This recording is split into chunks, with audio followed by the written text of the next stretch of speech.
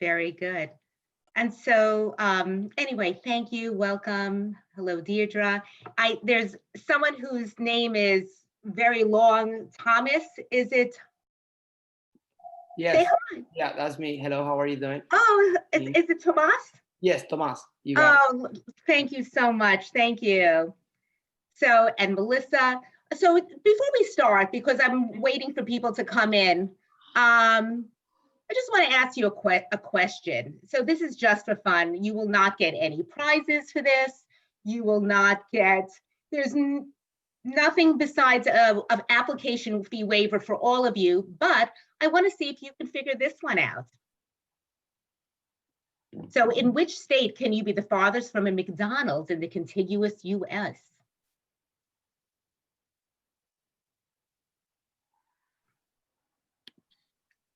Come on. I just want to get you used to working with me here.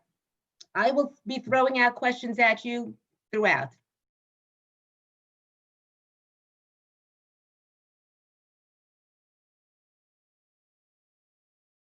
All right.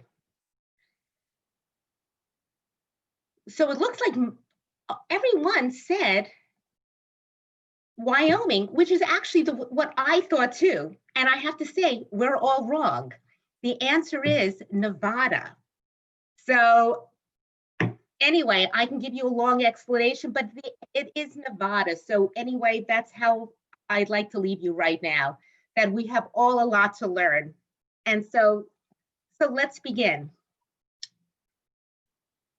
So what I'm going to do is, I want this to be interactive.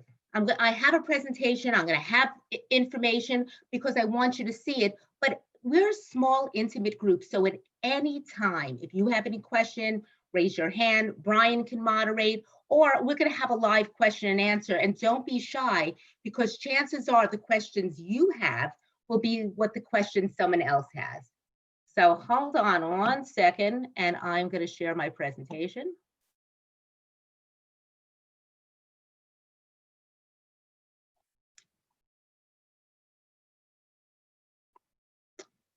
All right, so I'm hoping you see this. And this is the beautiful Manhattanville Castle, the centerpiece of the campus. And we hope to be there very soon. It is beautiful, it's historic, and we're so honored to be able to work there. So I'm hoping for summer. That's me. And this is me in better days during Zoom when I actually put on a suit. But anyway, Happy New Year. And Brian will be able to share my contact information, because again, if by tomorrow morning you figured out that you had a question, just don't hesitate to reach out to me. As I mentioned earlier, this information session is really for you, and it would be my preference if we did do something interactive, but we will have a live question and answer afterwards. And I structured tonight's program based on the questions I would ask if I was to consider a master's degree in business today, because the world seems to be so different now. So what the job outlook for the field I'm interested in, what do the programs look like, such as format, credits, is it worth the time and effort to get a master's degree? And if so, how do I apply? So those are questions that I would ask. So the first question that I get from a lot of students as I meet with them is it worth getting a master's degree? You know, what are some of the benefits of a master's? I have a bachelor's, is that enough? So according to the National Association of Colleges and Employers in 2020, earning a master's degree can indeed have a significant impact on starting salary. In this particular case, they highlight business administration, and the average differential is over 20,000. So I think this is low, but even then, if you account for salary increases based on percentages or over a lifetime, the differential is huge. And getting your master's degree is a great investment of time and money across any of our programs. just a couple of months ago, I clipped two articles from Indeed.com. One was on the top master's degree in high demand, and another one was the highest paying master's degree.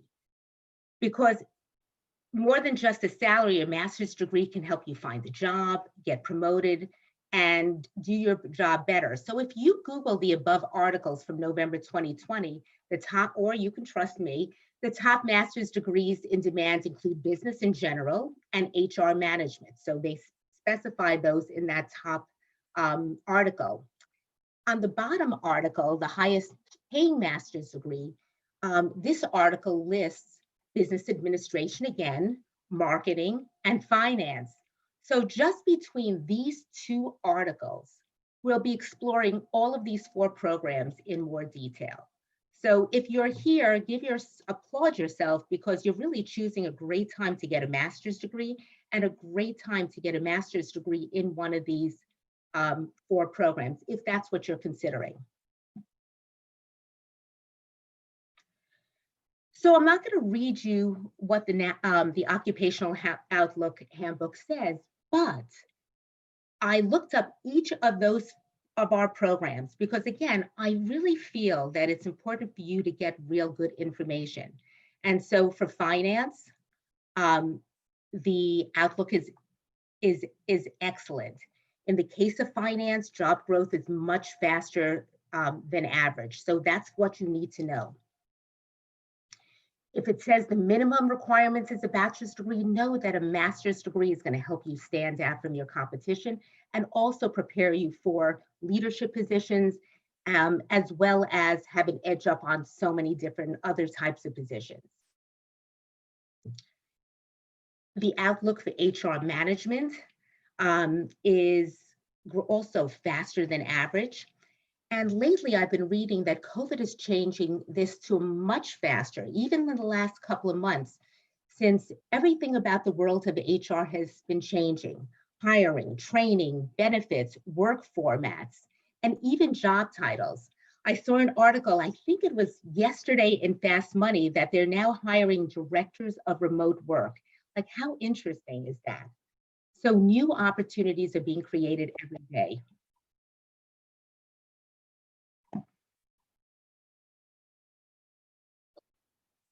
I'm just letting in some people.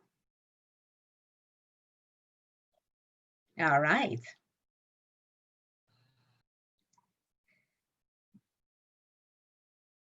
We have a few people here that are interested in marketing, and the outlook for marketing is also faster than average. However, digital marketing jobs are growing exponentially. Just think about yourselves right now. How many of you bought something online just this week? I mean, even just today. So how we purchase, how we learn about information about goods and services is changing as we, by the minute. And our fourth program is business leadership. And there's so many articles of how business leaders will need new skills in the post-COVID age. And these include agility, flexibility, the ability to lead virtual teams, and data-driven decision-making. So this is such a great time for those who are interested in business leadership to learn those new business leadership skills. So that's the only data I'm going to give you, but if you have any questions, we can discuss this during our Q&A or throughout. But I'm hoping you feel better about thinking about a master's as well as one of these four business programs. So I manage these four these graduate business programs: business leadership, finance, HR management, and marketing communication management. And most of these programs can be completed in 21 to 24 months of part-time study, meaning that you could be working full-time and you can be attending classes either in the evenings or on weekends. And we're going to go into that in a second. Also know that each of these degrees are also offered as an advanced certificate. And what an advanced certificate is it's a subset of the master's. It's 4 classes. It's also on the graduate level. And it's for prescribed classes, certain requirements. And if you choose to do an advanced certificate, you can also apply that towards your master's degree.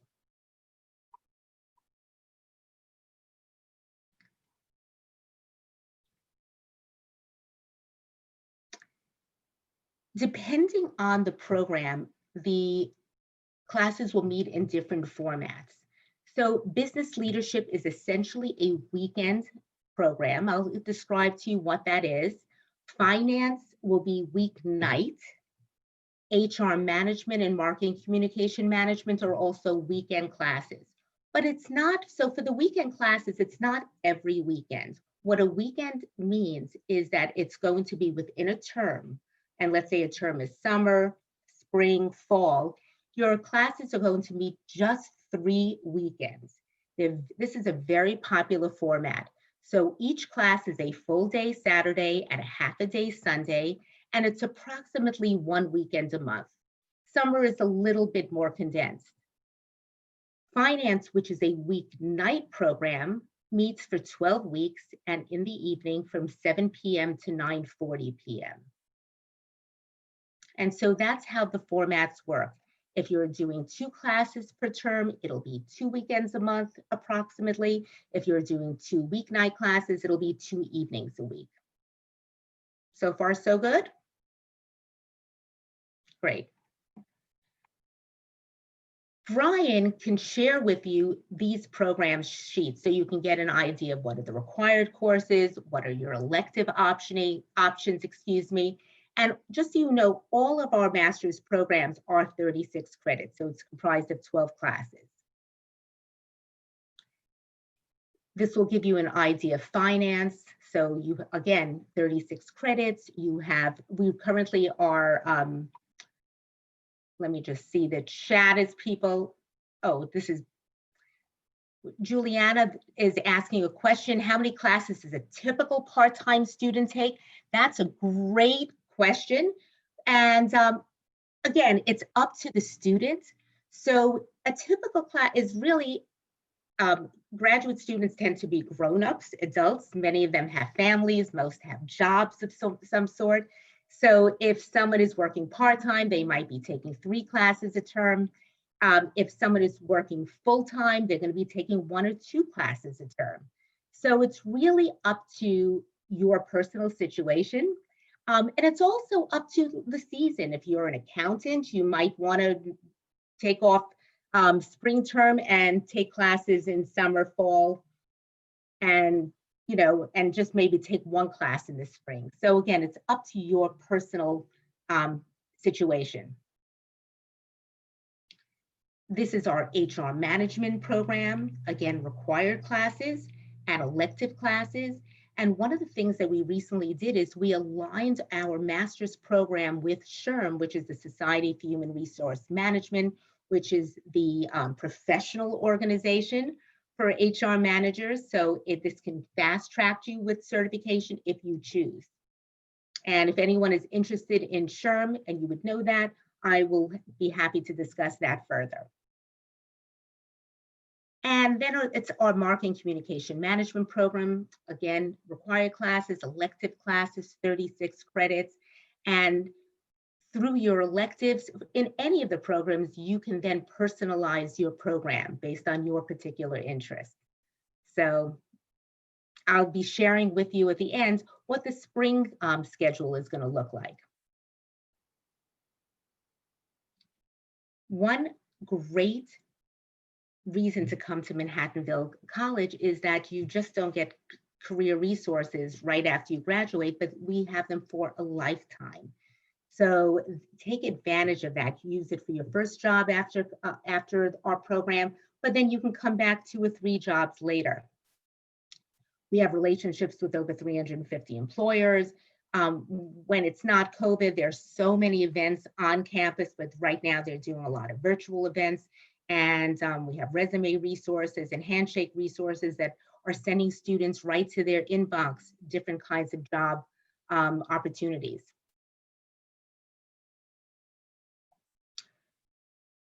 When we're on campus, we are really, for those of you who don't know where we are really in the hub of big business or a locational loan offers a competitive advantage for students. We're surrounded by the likes of Pepsi, PepsiCo, and MasterCard, but IBM is up there, and Dannon and USTA. So it is a great way of, this is where we get our faculty, our students, and our classes become hubs of networking. And we're only 30 minutes from Manhattan, so our students and faculty, will be working for these organizations, will be coming from the city, and it's a really great professional environment. So I'm almost done with the presentation. We can go to Q&A.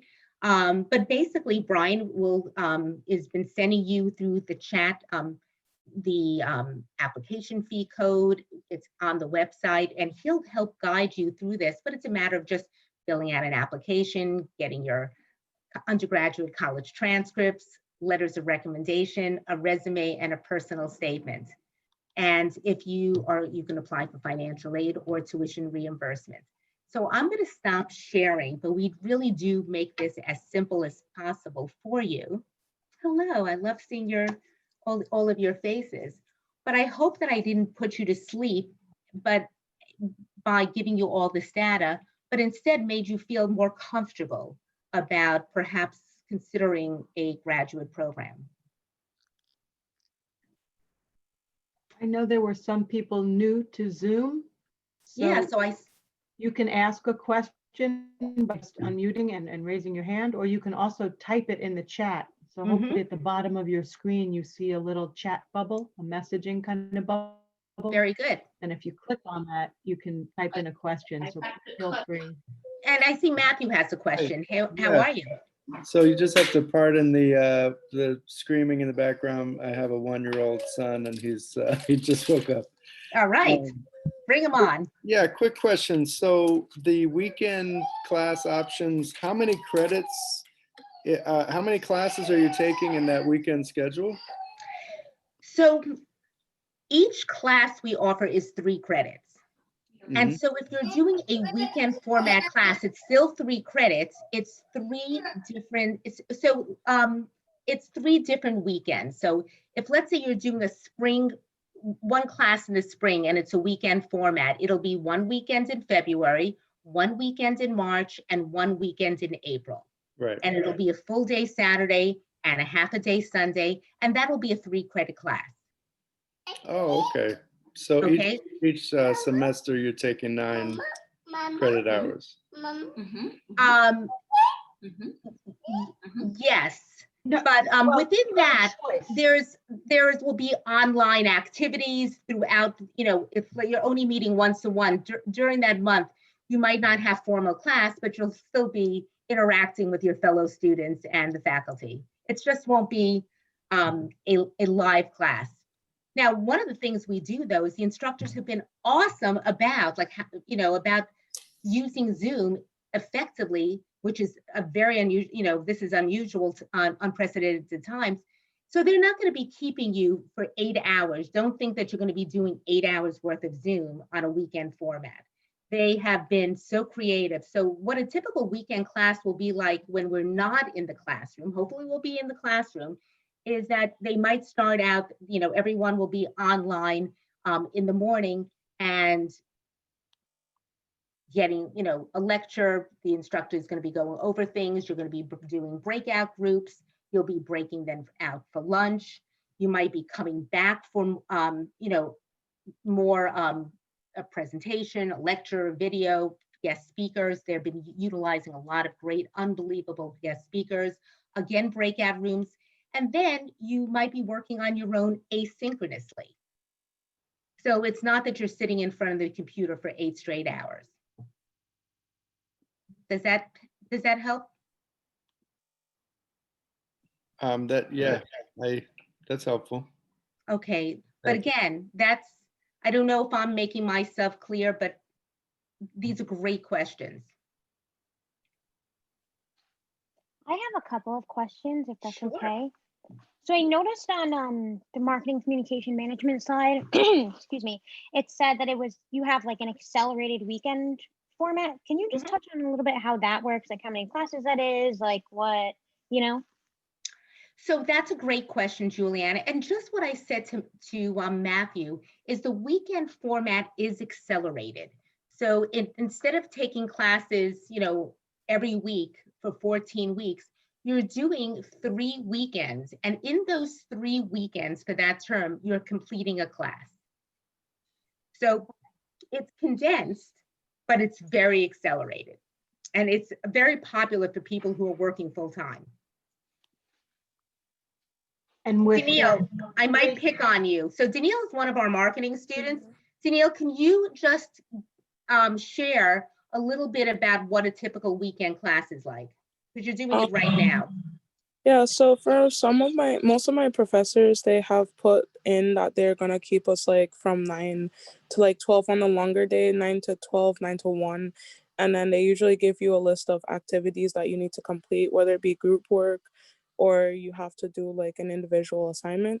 But none of my classes have ever really kept me. Like the first semester when we were changing stuff up, some teachers kept people longer, but like most of the teachers have been keeping everyone from like 9 to 12 on the longer day with the asynchronous work, and then on the Sunday also either doing like 9 to 11 or doing the full class.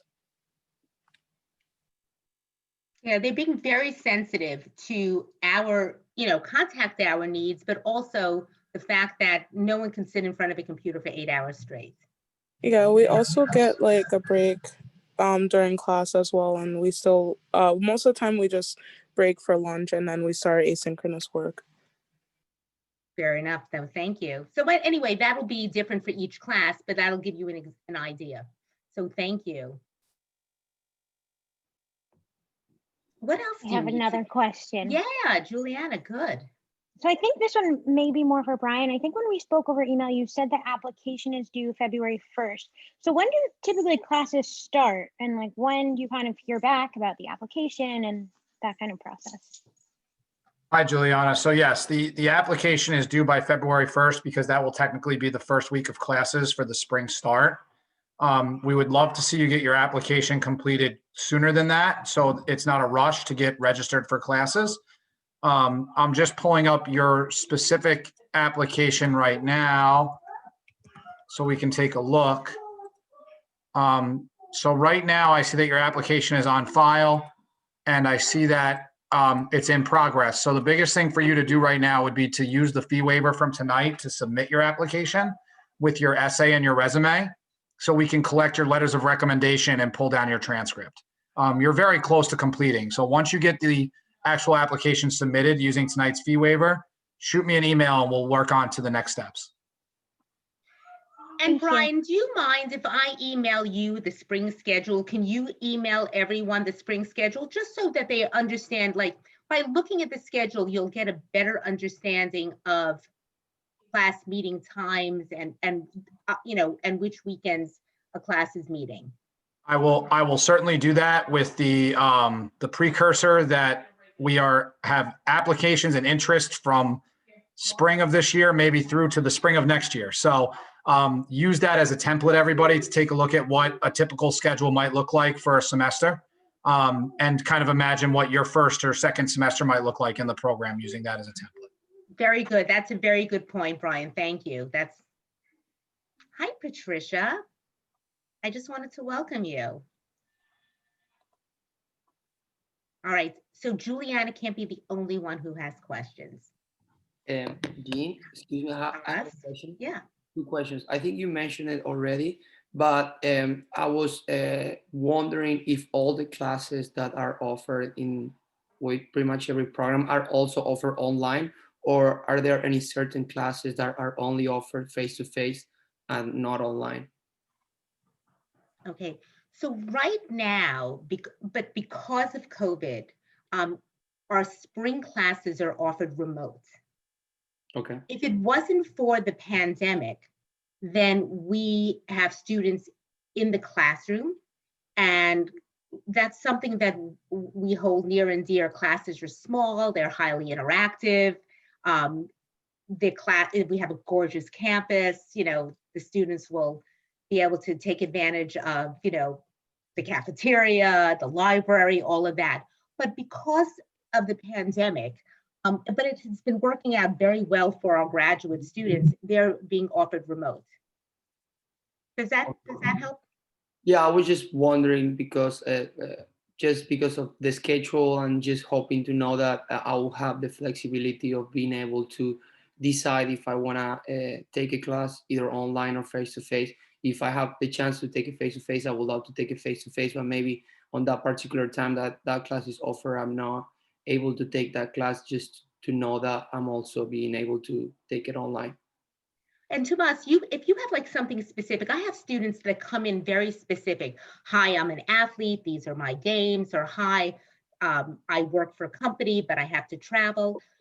Let me know, and I will try to help out and and foresee what the schedule is going to be, or if it'll work for you. Sounds good. That's great. So you can always ping me tomorrow. That's right. Okay, sounds good. I have my last question will be. Yeah, no, it doesn't have to be your last.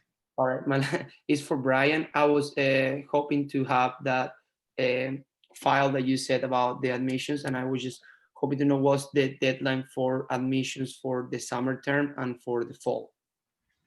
Great questions. So what's really important for everybody as an applicant is our program is what's called rolling admission, which is really good for you because it provides flexibility for you to enroll up to the first day of classes, basically, as long as we can complete your application and admit you.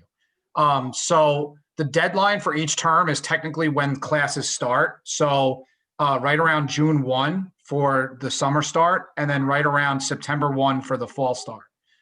So, you may be applying for the fall, it may be mid-May, and you may say, you know what, I really want to start a semester early. I want to get 3 credits done while, I have this opportunity in the summer, maybe with a different work schedule or whatever it may be. You can reach out to me and I can always adjust your application up to that first day of classes.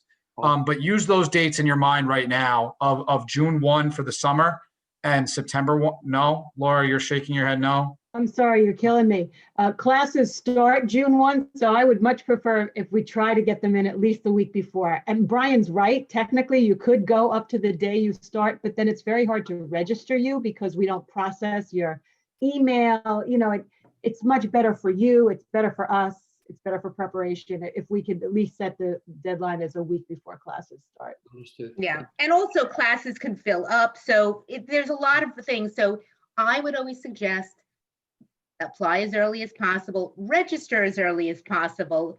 But if you are, for some reason, you're down to the wire, just communicate with us and we'll try to make it work for you. Thank you for answering my questions. Yeah.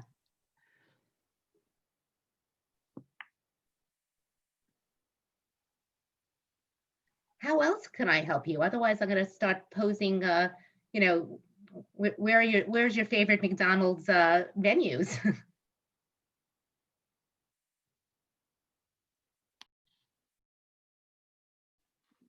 I have another question.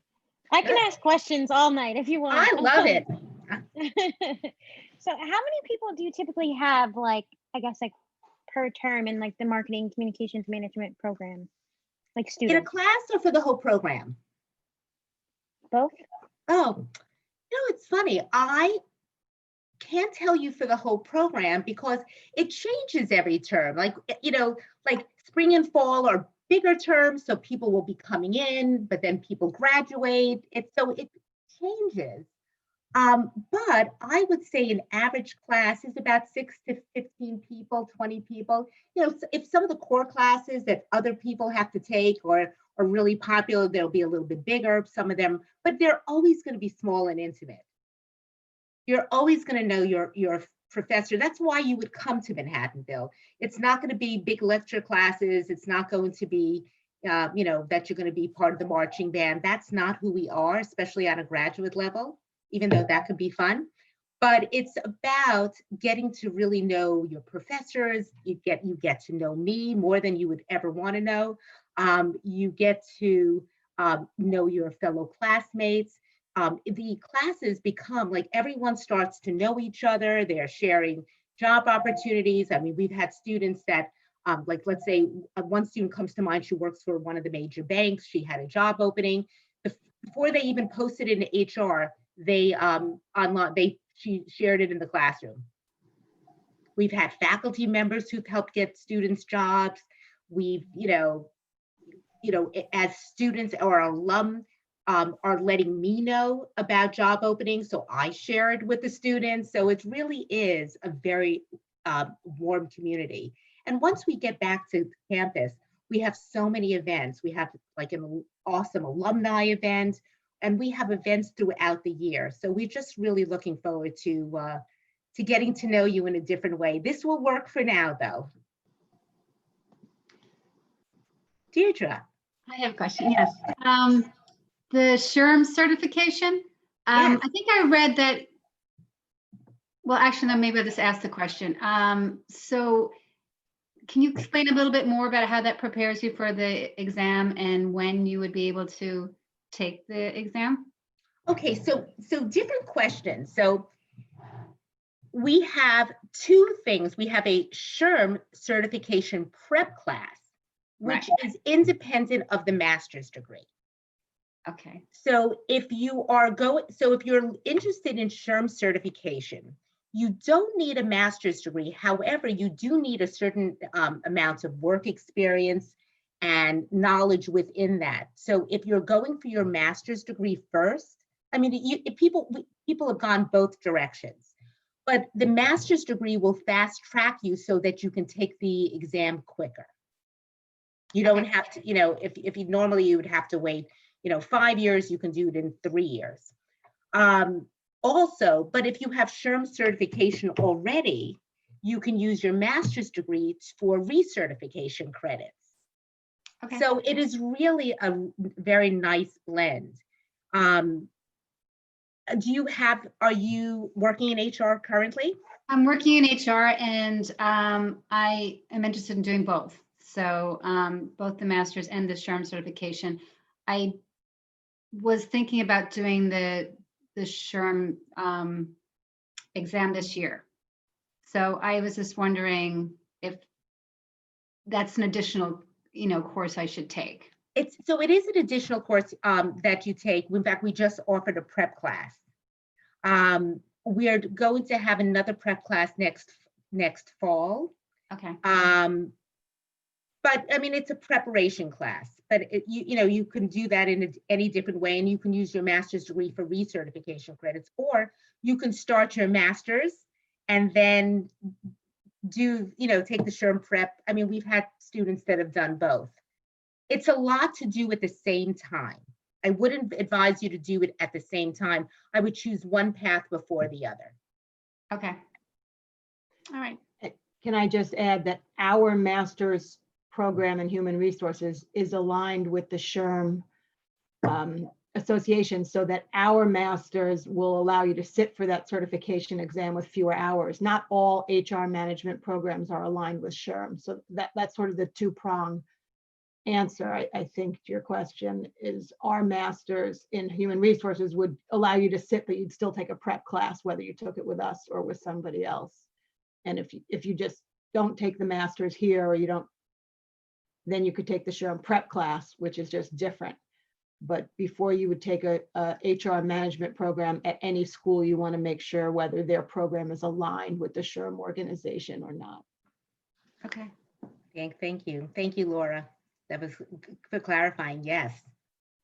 So yeah, we redid the curriculum just so that we could be aligned with SRM, and it's been great. Okay.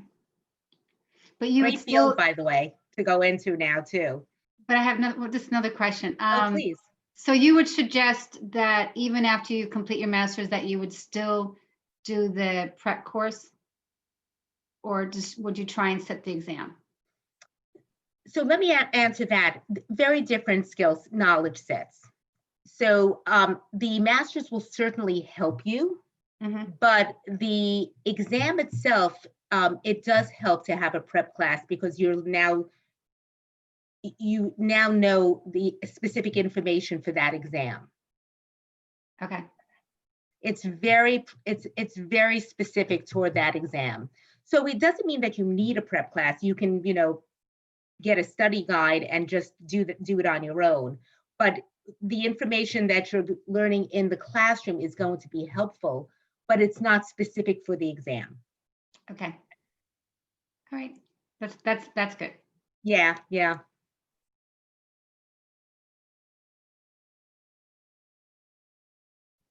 I have another question.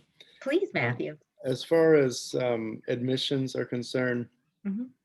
my wife and I both work and both have degrees in very different fields from business or business administration. Mhm. We, what you probably saw when we first popped up her name was, we worked for Alvin Ailey. So I'm a musician and she's a dance instructor. But I have a master's degree in an entirely different field.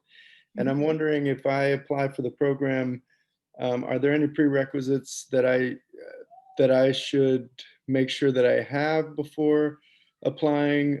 Because I was in cultural studies and anthropology, and I definitely have never taken a business class.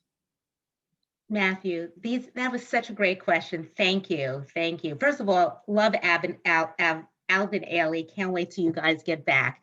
And that's a great question. So first of all, you don't need to have a undergraduate degree or let alone a master's degree in any business discipline. There are certain courses that I would recommend, let's say in finance, that you take before another, but there's no requirement that you need a prerequisite on an undergraduate level. In fact, I would say that would make you more employable and you have a richer background. So we do have a lot of students that have come in saying, hi, I was a bio major. And now, me personally, just so you know, Matthew, me personally, I was a biology major as an undergraduate. And then I did a business degree.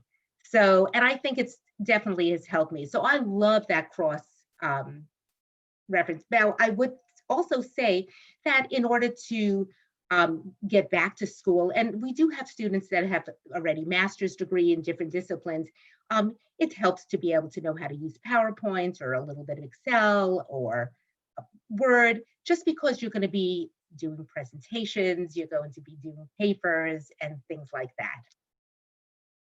Do I have anyone interested here in finance? Tomas is a finance person. Tomas. So if I think Tomas just is not off. So it's, finance would be a little bit more prerequisite heavy, but for marketing, HR management, and business leadership, it's a little bit less. So yes, great question. And I think it's going to make you a better student. Juliana, can I ask you another question? Is there anything else? Because I know you now. I think you really answered most of my questions. I think this whole idea of getting a master's and kind of furthering your education and career is just really exciting. And I know I'm looking forward to finishing my application and sending it in. Oh, thank you. Thank you. Thank you for letting me pick on you. No, I think it's a great time. I mean, what I tell the students is make the most out of COVID. I mean, the fact that we're in a pandemic, what else are we doing? I mean, if I didn't have you, what else would I be doing tonight? So we could do this a lot, but yeah, this is a great time to take either STAR classes, take an extra class. It's really up to, your other workload. All three of us, Jean, Brian, and I, got our masters while we were also working full time. Jean even had kids at that time. In the middle. So we understand the tricky balance of working and going to school and finding the time to make all that happen. And our program is designed for working people, whether it's full-time or part-time. That's why the classes are at night or on the weekends, depending on the program. And, while there is some work outside of class, there is some pre-reading and there are some papers, it is a manageable load because the faculty understand that you're all working people. So it's not a full-time, Juliana, you asked about the accelerated word. We use it accelerated because you can finish within 2 years like a full-time program, but going part-time on nights and weekends. So it's accelerated in that you're not stopping everything, spending, hundreds of thousands of dollars and going full time. You're working, you're taking classes. And so it's an accelerated master's that you can do 2 or 3 nights a week or 2 or 3 weekends a month. We, starting next year, we'll have 3 semesters, fall, spring, and summer. So there are 3 seasons that you can go to school, and that's what makes it accelerated. Very good. Good question. So I just want to reiterate that this doesn't have to end tonight. So if you shut your computer down, but tomorrow morning there's a question, Brian is available, I'm available, Laura's available. And so don't hesitate to reach out to us. In fact, it would be my pleasure. I really look forward to speaking to you individually. And we can actually set it up. If you said, listen, I have a lot more questions, or I want to talk more in depth about the program, that would be great to do that individually. We have Danielle here. Does anyone want to hear from a student, or any questions that you want to hear from an actual student?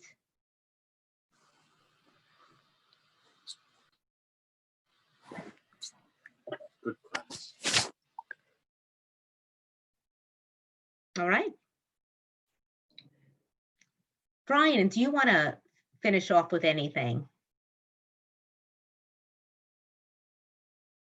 I have a screaming baby right now myself, so I'm going to go with no. Okay. I want to thank everybody for joining us tonight. And again, if you hear a lot of racket in the background, it's our little one. But thank you all for being here. There is never a bad time to get a master's degree, even though you think in your mind that it's always a bad time. So think about that and think about what it means to get started. And we look forward to working with you on your next steps. Yeah, All right. So, Thank you so yeah, much. and thank you, Brian. That was nice to hear. oh my gosh, we've had, because people are now in their homes, we've had cats go across in a classroom. We have babies on laps. We've learned to love it. It's the new normal. If you guys want a little comic relief, if you know anything about Alvin Ailey, the artistic director emeritus is a woman named Judith Jamison. And I was on a Zoom meeting with her last week, and she said, Matthew, I've got my iPad lodged between 2 pillows. With her cat running across her piano. Oh my gosh. We have to talk, the best of us. We have to talk dance afterwards. I love it. Thank you. Well, thank you guys. We're going to sign off, but not that everybody has to, but thank you so much for your information. We really appreciate it. Thank you. Thank you for attending. Okay. Does anybody else have any questions right now that we can answer? Thank you for answering all my questions, though. I appreciate it. Tomas, don't hesitate to contact me tomorrow. Juliana, Deirdre, Melissa, Patricia, of course, Mary Ellen, how are you? One of Awesome, thank Brian and Laura and Danielle, you can call me tomorrow too. you. All right. Bye, Tomas. anyway, Nice to see you. Thank you so much. I do look forward to working with you. Have a great evening. And just really, thank you so much for also even following that new link. That's a good sign that you're able to deal with things change right at the last minute. Yeah,